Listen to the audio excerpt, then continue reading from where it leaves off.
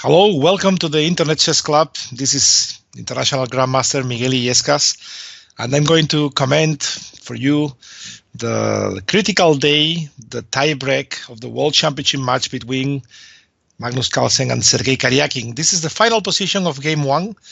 It was a played draw, and well, it looked like Carlsen did try to be ambitious, but the game was simply too solid. Well, the second game was by far much more interesting. It was an Italian opening. Magnus Carlsen, very soon, he was showing some good preparation. And at the beginning, it was the same like a previous game in the match. But very soon, we could see a different plan.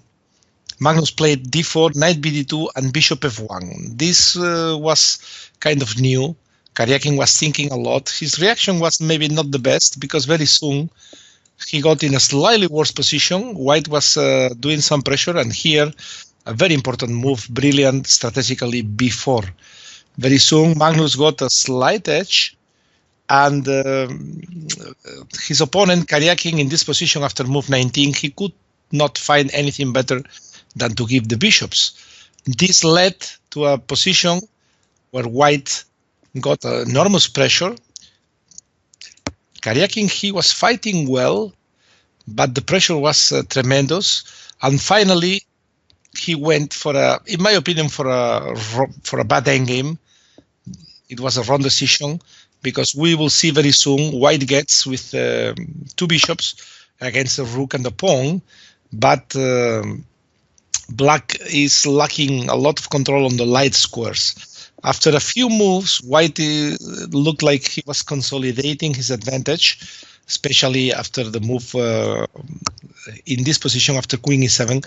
I could not really see any problem with bishop c4. Maybe Magnus, maybe he was a bit scared with check and e4, but the knight attacks the rook, and then later it comes g3, and White is much better. So I think this was a moment where White could consolidate the advantage. But he went queen e4, which is also not bad. And after queen f6, I think something like h4 would bring White a clear advantage. The pawn is coming to h5, then maybe something like bishop d3 or bishop c4. The pawn a5 is going to fall.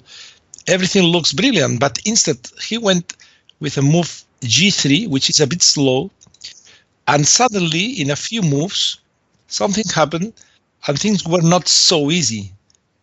I mean, Black is trying to change queens. Of course, queen h5 was a good move. And after knight e7 here, I was a bit surprised to see the move queen takes e5 because it's going to bring the game to a very difficult endgame.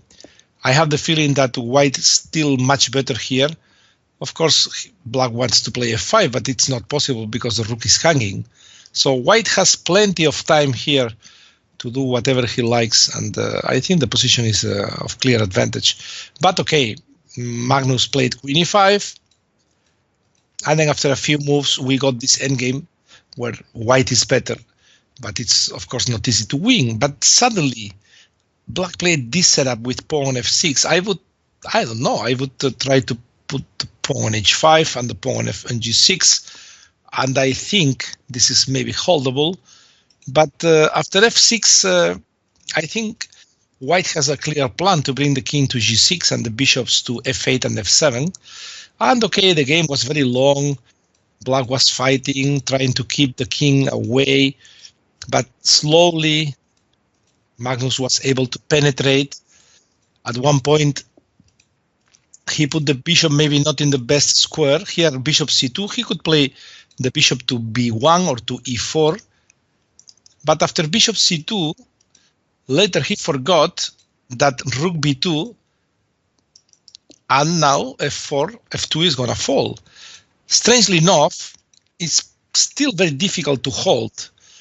But now Karyakin, he could fight well for a long time.